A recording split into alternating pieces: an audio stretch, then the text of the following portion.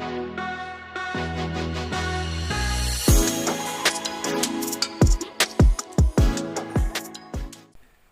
semuanya, berjumpa lagi di channel Maulidi Nyuhi 28. Apa kabar semuanya? Mudah-mudahan selalu dalam keadaan sehat walafiat, amin ya rabbal alamin.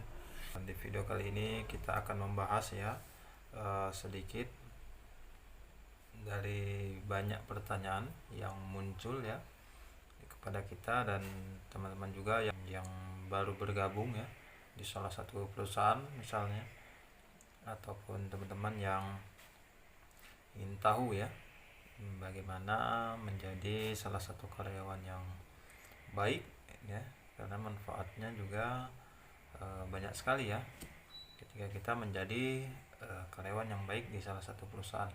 Baik, kita harus tahu dulu ya seperti apa karyawan yang baik ya, yang diinginkan oleh manajemen perusahaan ya. Oke teman-teman semuanya, langsung saja kita membahas ya ciri-cirinya. Di sini saya akan membahas ada 5 ciri ataupun 5 tindakan yang menjadikan kita itu karyawan yang terbaik ya di tempat kita bekerja ya. Baik itu kita di posisi karyawan biasa ataupun kita menjadi seorang pimpinan di situ. Nah, itu. Jadi ada 5 ciri ataupun 5 tindakan kita yang bisa kita terus kembangkan, kita terus jaga ya, agar pimpinan kita menilai kita, melihat kita, kinerja kita itu baik ya. Yang pertama ya, yang harus kita miliki ya, agar kita menjadi salah satu karyawan yang baik ya, kita harus memiliki etika ya. Jadi yang pertama itu adalah beretika. Nah, ini kita harus miliki semuanya. Bagaimana kita memiliki sikap ya, cara kita bergaul ya di antara sesama karyawan biasa ataupun dengan atasan kita ya. Kita harus memiliki etika yang baik. Bagaimana caranya memiliki etika yang baik? Jadi kita semua harus mengikuti ya kebijakan perusahaan ataupun aturan yang telah ditetapkan ya.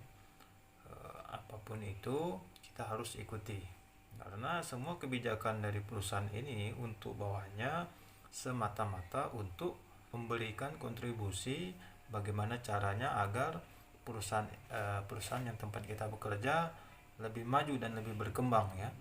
Namun tidak menutup kemungkinan juga ada banyak yang perusahaan yang memberikan kebijakan atau aturan yang bertentangan dengan nilai-nilai atau norma-norma yang baik ya. Jadi seperti itu. Kita di sini fokus kepada perusahaan yang memberikan kebijakan ataupun nilai yang baik. Jadi kita harus ikuti itu. Yang kedua, kita harus memiliki kejujuran ya. Jadi dalam kita bekerja, kita semua harus memiliki tindakan ataupun sifat jujur ya. Seperti apa caranya? Nah, misalnya job kita ada sebagai administrasi ataupun purchasing ya. Jadi kita harus transparansi di situ. Jadi segala tindakan kita ataupun apa yang data kita harus kita berikan secara transparansi, dalam arti memberikan apa adanya data yang kita buat ya. Jadi bukan data yang asal-asalan seperti itu. Kemudian ciri yang ketiga ataupun tindakan yang ketiga yang harus kita miliki ya agar menjadi karyawan yang terbaik ya. Yang ketiga itu disiplin ya. Jadi kita semua harus mempunyai sifat disiplin ya, baik itu terhadap waktu ya ataupun terhadap segala hal yang berkaitan dengan pekerjaan ya.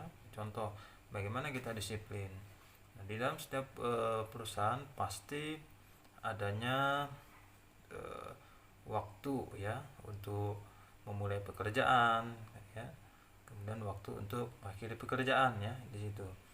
Nah, jadi ketika waktu untuk memulai pekerjaan itu katakanlah jam 7 pagi ya, sesegera mungkin, sebisa mungkin kita jam 7 pagi itu sudah berada di tempat kita bekerja ya. Jangan sampai pimpinan yang mencari kita ya, telepon ke sana ke sini ya, bahwa kita harusnya jam kerja kita tidak ada di tempat. Nah, itu salah satu contoh ya, bagaimana kita harus disiplin itu dalam satu hal, itu waktu ya, waktu.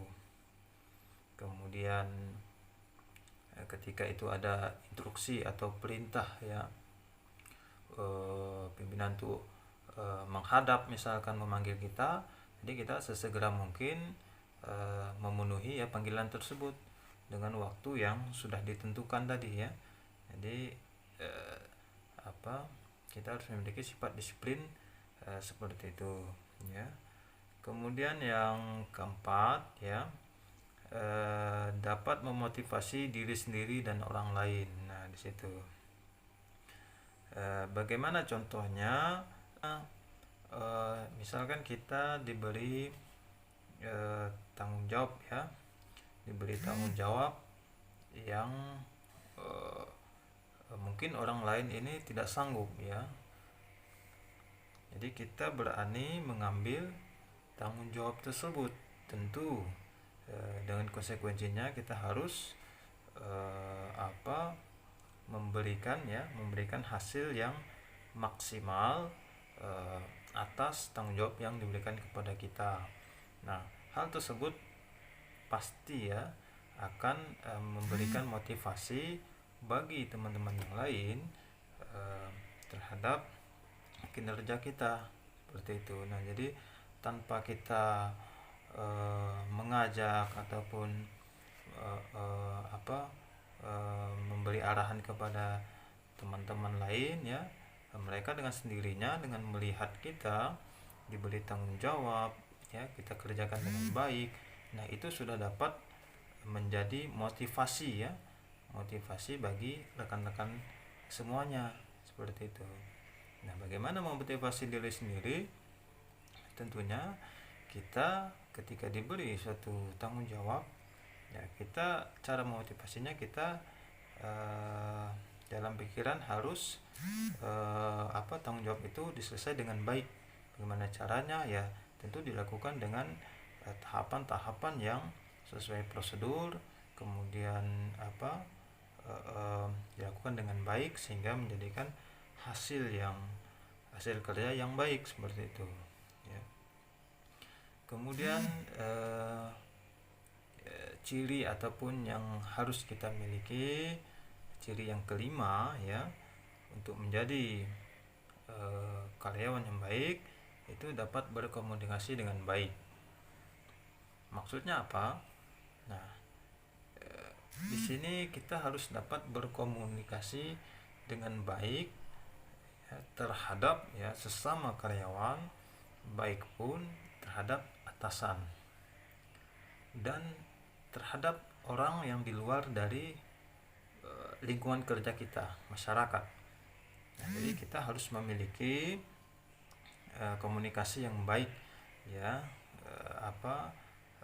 pembicaraan yang jelas, jangan sampai komunikasi kita ini ada menimbulkan suatu kesalahpahaman ya. Ada salah pahaman, apalagi itu di luar lingkup kerjaan kita, nah ini bakal susah ya teman-teman semua. Kita berbicaranya harus jelas, kemudian tidak menyinggung perasaan orang. Nah ini harus kita miliki seperti itu, harus kita jaga. Oke, seperti itu.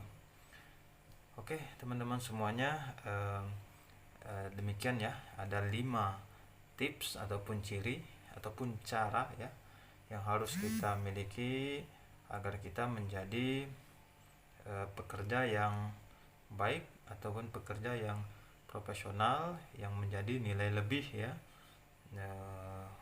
di mata perusahaan ya di tempat kita bekerja, dan ini semata-mata untuk kelancaran kita bekerja juga ya. Demikian video kali ini, mudah-mudahan video kali ini bermanfaat untuk teman-teman semua. Jangan lupa terus dukung channel ini dengan cara klik like, komen, dan tentunya klik subscribe. Thank you.